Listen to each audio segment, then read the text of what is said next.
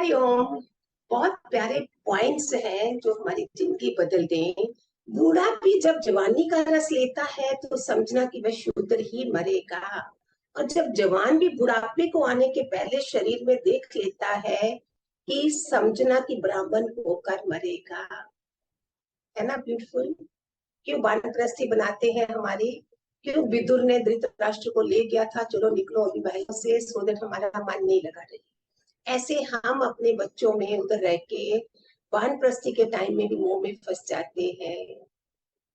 मरता हुआ आदमी भी जब जीवन की वासना लिए रहता है तो समझना कि शूद्र है। और बड़ी जवानी में भी आदमी जब मृत्यु को देखने लगता है तो समझना कि ब्राह्मण का जन्म शुरू हो गया है।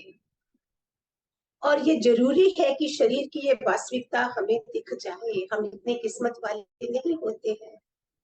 हम छोटी उम्र में सदाचार सत्संग सदगुरु नहीं मिलते हैं, हमें तो नहीं होता, कितनी गलतियां कर जाते हैं। हमारी पीठ हो जाए उस तरफ और मुंह हमारा उस तरफ हो जहां चैतन्य हो, परमात्मा की तरफ मुंह हो। जैसे हम क्या करते थे, 2% हम अगरबत्ती कर दी सुबह सुबह भगवान को, दैट इज कॉल्ड 2%, एंड 98% हमारे पास संसार है। गुरु मिलने के बाद, भगवान जी के बाद मेरा 98% मेरा गुरु है, परमात्मा है, और 2% संसार। आप बाथरूम में नहाते हैं सुबह में, बाथरूम का जो शॉवर जेल जो भी होगा उसको क्या करते हैं, उसी टाइम लगाते हैं ना। रेस्ट ऑल वी डू, हाथ धोने के लिए अलग से साबुन होते हैं ना, वो लगाते हो। तो इतनी माया चाहिए जिसमें हम शॉवर जेल या साबुन नहाने का लगाते हैं, वो सिर्फ बाथिंग टाइम, नहाते समय। ये मीनिंग होता है सत्पुरुषों का हमारी जिंदगी में आना। 99% लोग मैंने जो देखे हैं, गुरु गुरु भी है, सत्संग सत्संग भी है, लेकिन 2% 98% उनका संसार नहीं छूटता है। हमारे साथ तो ऐसा नहीं हुआ। नाराज भी हुए लोग, लेकिन फिर भी हम अपने निश्चय में रहे। जिसने जीवन में ही जान लिया कि अपने स्वरूप को वही केवल ब्रह्म रूप रहेगा जब उसकी देह गिरेगी। इसका बहुत गहरा मीनिंग है। बुद्ध ने अपने शरीर को जाते देखा है, साक्षी रूप वो दिन अपने जवानी में भी रहे हैं। हमें अभ्यास करना। आप जब दोपहर को सोते हो ना, मैं करती हूँ ऐसा, आप भी करिए। दोपहर को सोते हैं, दैट इज कॉल्ड ग्रेस। आप लेटे हो, नैप ले रहे हो, लेकिन आप अंदर से अपने पाँव से लेके अपने हेड तक देख रहे हो, मैंने शरीर को लिटाया है। मैं नहीं सोई हूँ, मैं कभी नहीं सोई हूँ, मैंने लिटाया है, इसको रेस्ट दे रहे हैं। ऐसे करके साक्षी भाव बनेगा और अंतिम समय पता चल जाएगा कि मैं शरीर से अलग होके जा रही हूँ। शरीर इधर पड़ा है। कभी आप बुद्ध की पिक्चर देखना, बुद्ध जब लेटे हुए हैं ऐसे पोज में है ना, अभी उनको पता है वो दुनिया से जा रहे हैं। आनंद बहुत रो रहा है, वो बोल रहे हैं अभी दिन के तीसरे पहर में मैं शरीर छोड़ रहा हूँ। आप लोग सारे भिक्षु उन्होंने बिठा दिए और उनको ज्ञान दे रहे हैं। आंखें बंद हो रही है, धीरे धीरे धीरे वो मृत्यु की तरफ जा रही है। आनंद उठ के जा चुका है, वो रो रहा है। दूसरा भिक्षु उसके पास जाता है कि मत रो, बुद्ध को बहुत दुख लगेगा। फिर किसी को बोलते हैं आनंद को बुलाओ। उन्होंने बुलाया, उसे बोला तुम लोगों ने मेरे पीछे ये काम करना है। एक ब्यूटीफुल सीन है, अगर आपने कभी नहीं देखा तो प्लीज देखिए। बुद्ध वैसी ही कंडीशन में है जैसे हर आदमी मरता है लेकिन आत्मा उठ जाती है, शरीर उधर होता है।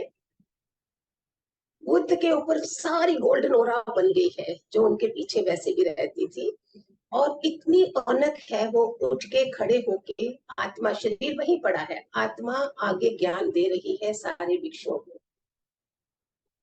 जब पूरा हो गया दोबारा बुद्ध अपने शरीर में गए और उसके बाद शांत हो गए। शरीर अलग है, आत्मा अलग है। ये हमारे दादा भगवान का ज्ञान पहले दिन का सबक है जो मैंने लिया था, और मैं उसको देखती थी मैं आत्मा कैसे हूँ। ये बच्चे, ये घर, ये रिश्तेदार, ये सब कनेक्टेड मेरे साथ है, तो मैं आत्मा कैसे हूँ।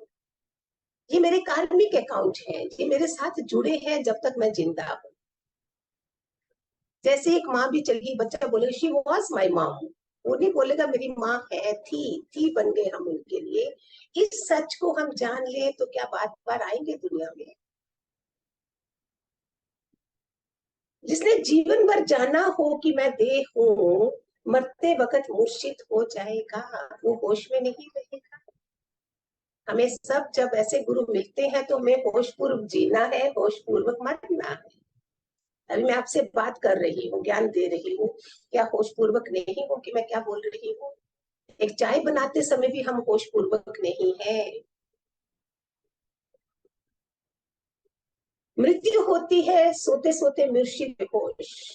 आप होश में नहीं रहते मरते वक्त, नहीं तो आपको पिछली मृत्यु का स्मरण रहता है बेहोशी में जो घटता है, जैसे राजा भरतहरि को घटा था। कैसे याद था उनको पिछला जन्म, और इस बार वो एक चींटी को भी नहीं मारना चाहते थे।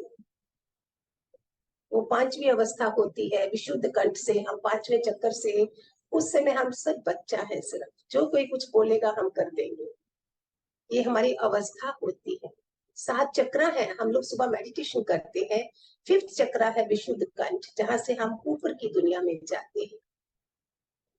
4 चक्र में हम संसार में, वो भी नहीं चलना आता। कितने फेलियर होके जाते हैं दुनिया से। क्यों आप उस सच को नहीं मानते? मजाक करिए, हंसिए, खेलिए, लेकिन याद रहे कि मैं एक डिटैच हूँ, कि मैं रोल प्ले कर रही हूँ जो भगवान जी ने हमें बताया। एक्टर क्या करती है? रोल अदा करती है। क्या सच्ची में शादी करी होती है उसने? रोल अदा करा, फिर वापिस यही तो हमने करना है, बहू का, माँ का, बीवी का, सब रोल अदा करो और खुशी खुशी करना, रो रो के नहीं करना। इसी जन्म में तो करना है, फिर बस फिर खत्म। है ना ब्यूटीफुल? हम कितना हैवी बना देते हैं सत्संग को, मोक्ष को, मुक्ति को। एक चुटकियों के काम है। अगर हमें स्ट्रॉन्ग कोई मास्टर मिल गया है, वो दादा लक्ष्मी भगवान हमें मिल गए, और मैं तो चाहती हूँ हर जन्म में उनके साथ आऊं, वही मेरे गुरु होने चाहिए। नहीं चाहिए केवल की सिद्धि, नहीं चाहिए परमात्मा, नहीं चाहिए मोक्ष, नहीं चाहिए मुक्ति, मुझे अपना गुरु चाहिए सिर्फ। आप भी सोचिए, आपका जीवन भी सुंदर बन जाएगा। Hariom, God bless.